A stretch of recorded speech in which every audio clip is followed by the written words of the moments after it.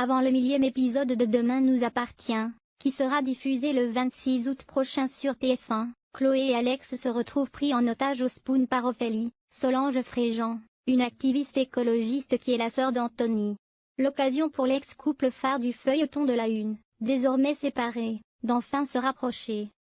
Ingrid Chauvin et Alexandre Brasseur ont raconté pour Télé Loisirs comment ils ont vécu le tournage de cette prise d'otage qui pourrait bien coûter la vie d'Ulysse gravement blessé par balle.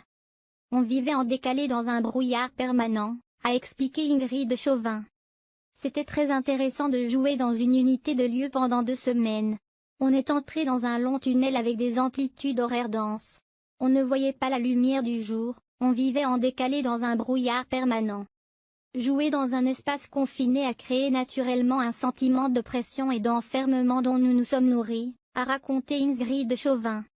On a passé 15 jours au sol, un peu sale, avec des fumigènes, a raconté Alexandre Brasseur. Quant à Alexandre Brasseur, le comédien qui avait passé un coup de gueule nous a raconté, on a passé 15 jours au sol, un peu sale, avec des fumigènes. J'ai adoré ça. C'était important pour nous.